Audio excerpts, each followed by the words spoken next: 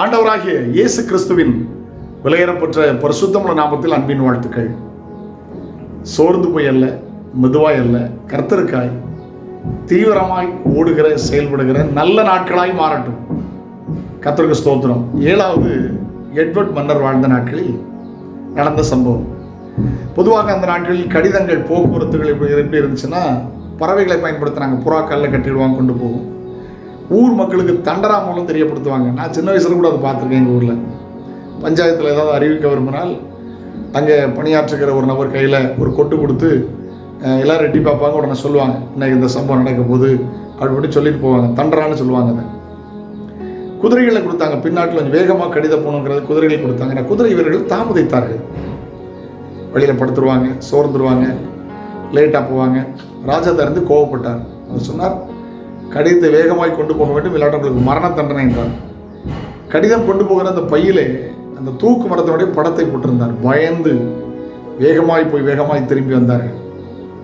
இன்னைக்கு கடித தொடர்புகள் எல்லாம் இமெயிலா, ஃபேக்ஸா, இன்டர்நெட்டா, இன்ஸ்டாகிராம், ட்விட்டர் அப்படிலாம் ரொம்ப ஃபாஸ்ட்டாக போயிடுச்சு. இங்கே தட்டினோன்னு அடுத்த நிமிஷம் அங்கே போயிடும்.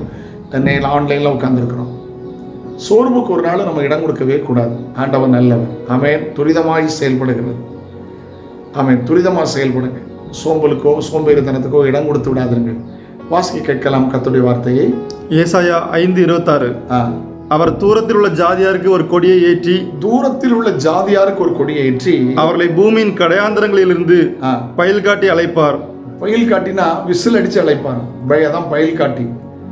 அப்பொழுது அவர்கள் தீவிரமும் வேகமாய் வருவார்கள். தீவிரமும் வேகமாய் வருவார்கள். அந்த வார்த்தை கவனிச்சிங்களா? அவர் கூப்பிட்ட உடனே கேட்காத பயில் காட்டி அழைப்பாராம். தீவிரமாய் வேகமாய் வருவார்கள். உங்கள் வாழ்க்கையில் தீவிரம் இருக்குதா? ஆண்டவர் அந்த செய்தியை தீவிரமாக அறிவிக்கிறீங்களா? உங்கள் நண்பருக்கு அறிவிச்சிருக்கீங்களா? சொந்த பந்தங்களுக்கு அறிவிச்சிருக்கீங்களா? ஹல்லேலூயா. எவ்வளவு தாமதம். ஆமென். தீவிரமாக செயல்படுங்க. கர்த்தர் உங்களை ஆசீர்வதிப்பார். எதிலையும் ஆவிக்கு நாட்டில் சோர்வு வேண்டாம். தீவிரமாய் செயல்படுகிற கிருபைகளை கர்த்தர் உங்களுக்கு தருவாராக. அந்த 7வது எட்வர்ட் மன்னர் போட்ட சட்டத்துக்கு பிற்பாடு குதிரை வீரர்கள் தீவிரமாக போக ஆரம்பிச்சிட்டாங்க. அதனால தான் பைபிளில் எழுதியிருக்கிறது, வேகமாய் ஓடுகிற அஞ்சல்காரர்கள் எழுதியிருக்கிறது. கர்த்தருக்கு ஸ்தோத்திரம். வேகமாய் தீவிரமாய் செயல்படுங்கள். கர்த்தர் உங்களை ஆசீர்வதிப்பார். சோர்ந்து போக வேண்டாம். நாட்கள் பொல்லாதவைகளானதால் காலத்தை பிரயோஜனப்படுத்துங்கள். ஆமென். Praise the Lord. கர்த்தர் உங்களை ஆசீர்வதிப்பார். ஆண்டவரை சார்ந்து கொள்ளுங்கள்.